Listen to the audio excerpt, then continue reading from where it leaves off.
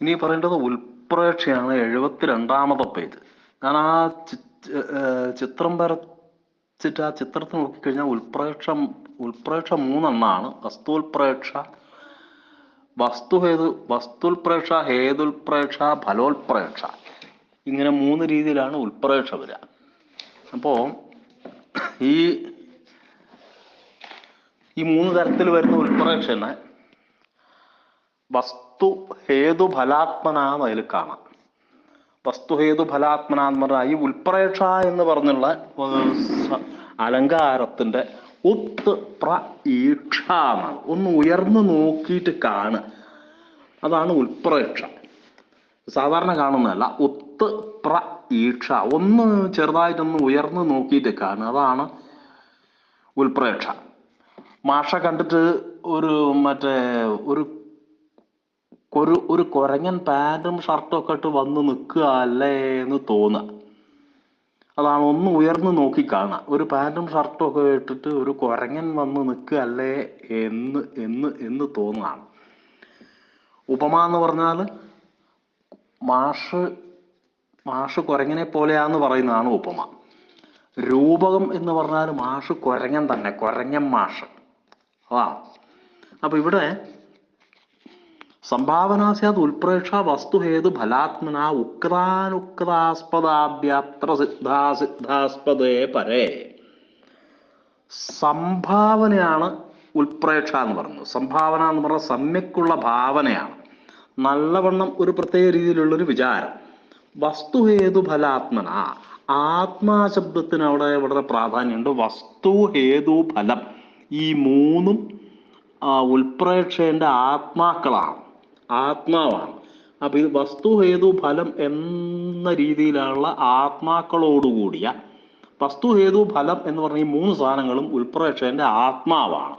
എന്ന് പറഞ്ഞാൽ നമ്മളെ ഓട്ടോറിക്ഷേന്റെ 3 ചക്രല്ലേ, അതേപോലെ ഫാൻ്റെ 3 ലീഫ്, പിന്നെ അമ്പലത്തിലൊക്കെ ചില വിളക്ക് കാണാം, കവര വിളക്ക് എന്ന് പറഞ്ഞാൽ അടിയിൽ ഒരു ഇരിപ്പേ ഉണ്ടാവുള്ളൂ. പക്ഷെ ഇരിപ്പ് മുകളിലോട്ട് വരുമ്പോൾ ഒരു ഇരിപ്പും ഉണ്ടാവും, അതിനോട് തൊട്ടിട്ട് 2 ഭാഗത്തേക്ക് വേറെ 2 ഇരിപ്പും കൂടി ഉണ്ടാവും. അപ്പൊ അങ്ങനെ 3 വിളക്ക് ഉണ്ടാവും, ഒരു ഇരിപ്പിന്റെ മുകളിൽ 3 വിളക്ക്. അങ്ങനെയൊക്കെ കൂട്ടിയാൽ മതി, എന്നാലൊക്കെ വേഗം മനസ്സിലാവും. അല്ലെങ്കിൽ ഈ ഒരു വാഴ കുഴിച്ചിട്ട് കൊലച്ച് നിൽക്കുന്ന ഒരു വാഴയാണെങ്കിൽ ഭൂമിന്റെ അടിയിൽ അതിന്റെ കണ്ട ഉണ്ടാവില്ല വാഴയുടെ, അത് ഹേതുവാണ്, കാരണം ആണ്. വസ്തു ഹേതു ഫലം എന്നുള്ളത് ഞാൻ ചെറുതായിട്ടൊന്ന് മാറ്റി പറയട്ടെ. ഹേതു പറയാം ആദ്യം. ഈ വാഴയ്ക്ക് ഈ കണ്ട അടിയിൽ വാഴേന്റെ വലിയ കണ്ട കുഴിച്ചിട്ടിട്ടാണല്ലോ വാഴ ഉണ്ടാവുന്നത്. അപ്പൊ അത് ഹേതു, അത് ഭൂമിന്റെ അടിയിലാണ് ഉണ്ടാവുക. വസ്തു എന്ന് പറഞ്ഞാൽ വാഴ ഇങ്ങനെ കാണുന്ന വാഴേന്റെ കാണ്ഡം. ഫലം എന്ന് പറഞ്ഞാൽ അതിന്റെ കൊല. മനസ്സിലായി? ഏകദേശം ഒരു വാഴയുള്ള ഒരു ഉദാഹരണം പറഞ്ഞാൽ നമുക്ക് വേഗം മനസ്സിലാവാൻ വേണ്ടിയിട്ടാണ്. സംഭാവനാസ്യാത് ഉൽപ്രേക്ഷ സംഭാവനയാവുന്നു, നല്ല വണ്ണമുള്ള ഭാവനയാവുന്നു. വസ്തു ഹേതു ഫലാത്മന, വസ്തു ഹേതു ഫലം. വസ്തു എന്ന് പറഞ്ഞാൽ ഒരു സാധനം, ഹേതു കാരണം, ഫലം എന്ന് പറഞ്ഞാൽ അതിൻ്റെ ഒരു ഫലം. പിന്നെ പറയാണ് ഉക്താനുക്താസ്പദാദ്യ, അവിടെ ഒരു ദീർഘം വേണം, ആദ്യത്രാന്നേ ഉള്ളൂ. ഉക്താനുക്താസ്പദ ആദ്യ. അപ്പൊ ഈ ആദ്യത്തേത് ഏതാ? ആദ്യത്തേത് വസ്തുൽപ്രേക്ഷയാണ്. ഈ വസ്തുൽപ്രേക്ഷ ഉക്താസ്പദ അനുക്താസ്പദ എന്നിങ്ങനെ വിഭജിക്കുന്നു. പിന്നെയോ സിദ്ധാസ്പദയെ പരേ മറ്റുള്ള 2 ഉൽപ്രേക്ഷകളും, ഏതു ഉൽപ്രേക്ഷയും ഫലോൽപ്രേക്ഷയും സിദ്ധാസ്പദ അസിദ്ധാസ്പദ എന്നിങ്ങനെ 2, ഓരോന്നിനും ഈ 2 വിഭാഗം. അപ്പോ സിദ്ധാസ്പദ ഹേതുൽപ്രേക്ഷ, അസിദ്ധാസ്പദ ഹേതുൽപ്രേക്ഷ, സിദ്ധാസ്പദ ഫലോൽപ്രേക്ഷ, അസിദ്ധാസ്പദ ഫലോത്പ്രേക്ഷ എന്നിങ്ങനെ ഉൽപ്രേക്ഷകളുടെ 6 വിഭാഗങ്ങളുണ്ട്. ആ ചിത്രം നോക്കി കഴിഞ്ഞാൽ അതിൽ ഞാൻ ഒരു പ്രധാനപ്പെട്ട ഇത് മാത്രമേ, ഒരു ഉദാഹരണം മാത്രമേ അതിൽ എഴുതിയുള്ളൂ.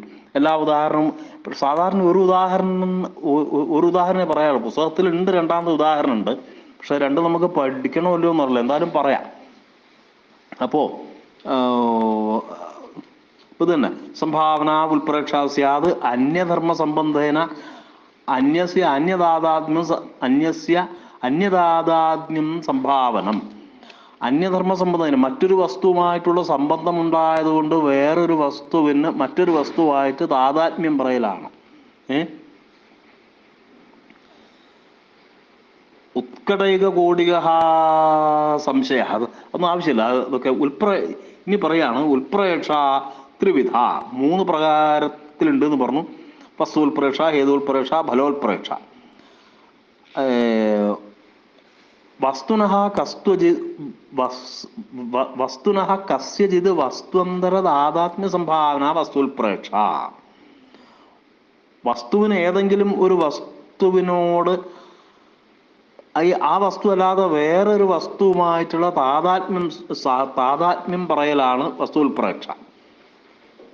വസ്തു അന്തർതാതാത്മ്യ സംഭാവന വസ്തുൽപ്രേക്ഷ. വസ്തു അന്തരം എന്ന് പറഞ്ഞാൽ വേറൊരു വസ്തുമായിട്ട് കസ്യചിത്, ചുരുക്കി പറഞ്ഞാൽ അവസ്തും വസ്തും കൽപ്പയത്. വസ്തു അല്ലാത്തതിനെ ഒരു വസ്തു, ഇവിടെ ആദ്യത്തെ വസ്തു അന്തരം എന്ന് പറഞ്ഞാൽ വസ്തു അല്ലാത്ത വേറൊരു സാധനം, വസ്തുന്തര താതാത്മ്യ സംഭാവന വസ്തുൽപ്രേക്ഷ. ഇവിടെ അവസ്തുവിനെ വസ്തുവായിട്ട് കൽപ്പിക്കുകയാണ്. പിന്നെ അവസ്തു വസ്തു കൽപ്പയതി, അല്ലെങ്കിൽ അവസ്തുനോ വസ്തുത്വ സംഭാവന വസ്തുൽപ്രേക്ഷ. മറ്റൊരു വസ്തുവുമായുള്ള സംബന്ധം കൊണ്ട് ഒരു വസ്തുവിനെ മറ്റൊരു വസ്തുവുമായി താതാത്മ്യം ചെയ്യൽ സംഭാവന. പിന്നെ മറ്റത് അഹേതോ ഹേതുഭാവേന ഉൽപ്രേക്ഷിത ചെയ്ത് ഹേതുൽപ്രേക്ഷ.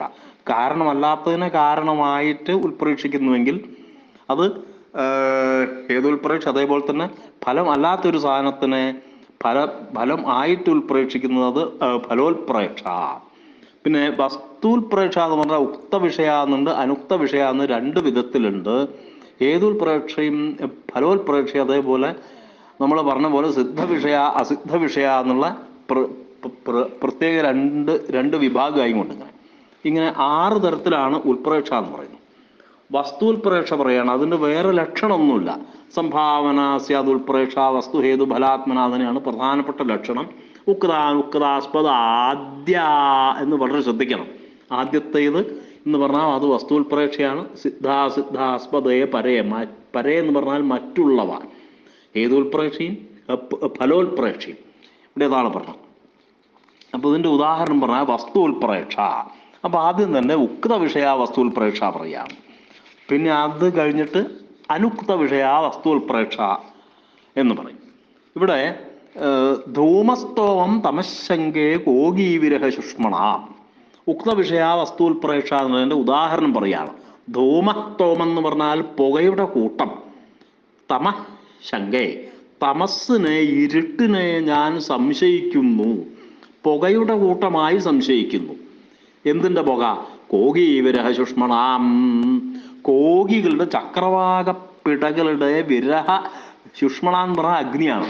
അപ്പോൾ ചക്രവാകപ്പിടകളുടെ വിരഹാഗ്നിയുടെ അഗ്നി ഉണ്ടാകുമ്പം പുക സ്വാഭാവികമാണല്ലോ. അപ്പോൾ ചക്രവാകപ്പിടകളുടെ വിരഹാഗ്നിയുടെ പുകയുടെ കൂട്ടമായിട്ട് ഞാൻ ഈ അന്ധകാരത്തിന് സംശയിക്കുന്നു എന്ന് പറയാണ്.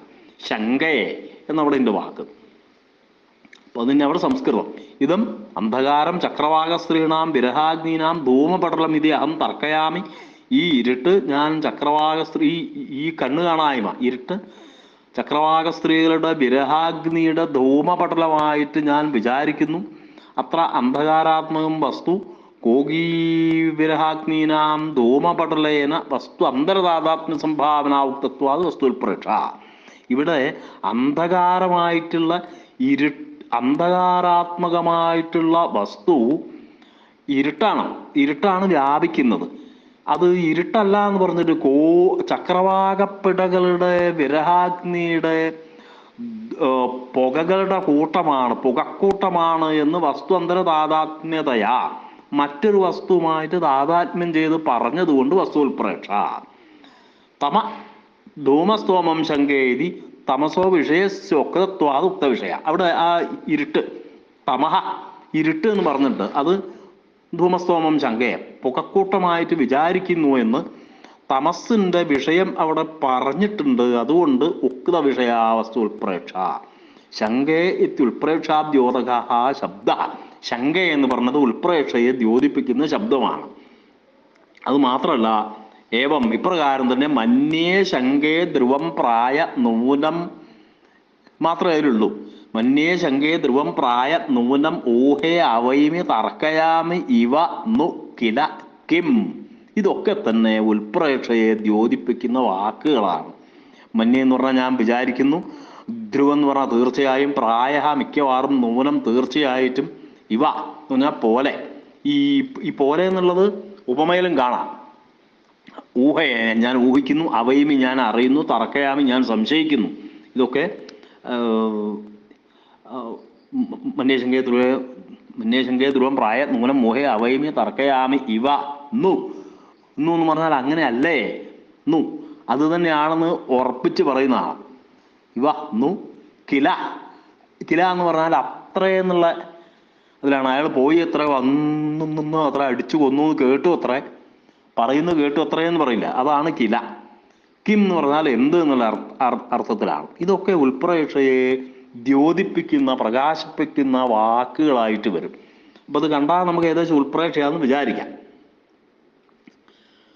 അതിന് മറ്റൊരു ഉദാഹരണം കൂടെ പറയുകയാണത് ബാലെന്തുവക്രാണ്യവികാസഭാവാത് ബഭൂ പലാശന്യതിലോഹിതാനി സദ്യോ വസന്തേന സമാഗതാനാം നഗക്ഷതാനീവ വനസ്ഥലീനാം. ബാലേന്ദുവക്രാണി അവികാസഭാവാത് ബഭോ പലാശാനി അതിലോഹിതാനി. ബാലേന്ദുവക്രങ്ങൾ എന്ന് പറഞ്ഞാൽ ബാലചന്ദ്രനെ പോലെ വളഞ്ഞിട്ടുള്ളവ.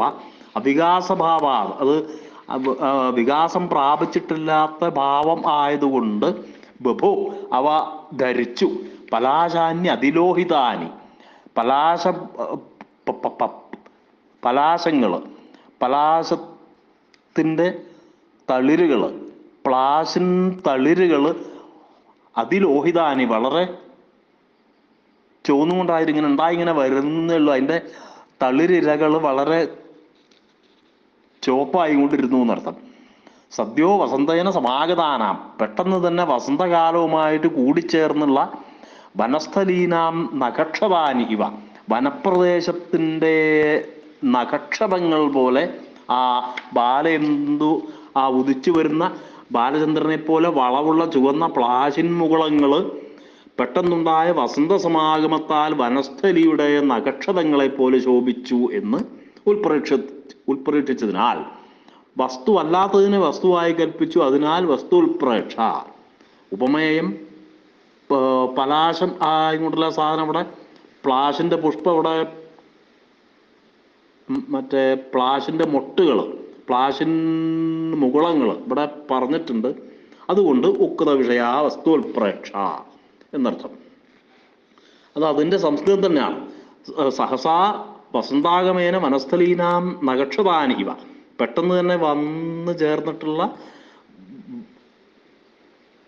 വനസ്ഥലികൾ, പെട്ടെന്ന് തന്നെ വസന്തം വന്നു ചേർന്നത് കൊണ്ട് വനസ്ഥലിക്ക് വനപ്രദേശത്തിനുണ്ടായ നഗക്ഷതങ്ങൾ പോലെ ബാലേന്ദു വക്രാണി ബാലചന്ദ്രനെ പോലെ വളഞ്ഞതും അവികാസഭാവാത് വളർന്നിട്ടില്ലാത്തതുമായിട്ടുള്ള അതിലോഹിതാനി പലാശാനി വളരെയധികം ചുവന്ന നിറമുള്ള പലാശങ്ങൾ ശോഭിച്ചു എന്നർത്ഥം. അത്ര പലാശകുസുമാനാം വക്രത്വാത്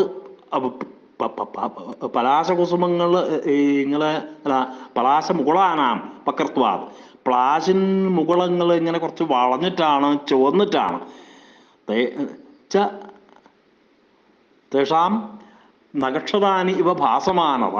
അവിടെ നഖം കൊണ്ടുള്ള ഒരു കാമുക സംഘം കൊണ്ട് നഖക്ഷതം ഉണ്ടായ പോലെ അങ്ങനെ ഉൽപ്രേക്ഷിച്ചിട്ടുള്ളത് കൊണ്ട് അവസ്തുനി വസ്തു കൽപ്പന. അത് വസ്തു ഉൽപ്രേക്ഷ. വസ്തു അല്ലാത്തതിനെ വസ്തുവായിട്ട് കൽപ്പിക്കുന്നതുകൊണ്ട് വസ്തു ഉൽപ്രേക്ഷ. ഉപമേഭൂതാനാം പലാശാനാം ഉക്തത്വാത് ഉക്ത വിഷയ. ഉപമയങ്ങളായിട്ടുള്ള പലാശങ്ങളെ പറ്റി പറഞ്ഞിട്ടുണ്ട്. അതുകൊണ്ട് ഉക്ത വിഷയ വസ്തുൽപ്രേക്ഷ എന്നർത്ഥം. അടുത്തത് പറയാണ് അനുക്ത വിഷയ വസ്തുൽപ്രേക്ഷ. അപ്പൊ അനുക്ത വിഷയ എന്ന് പറയുമ്പം അവസ്തുനഃ വസ്തുത്വ സംഭാവന. ഇവിടെ അനുക്ത വിഷയ വസ്തുൽപ്രേക്ഷ പറയാണ് ലിംബതീവ തമോങ്കാനി വർഷതീവ അഞ്ജനം നഭഃ.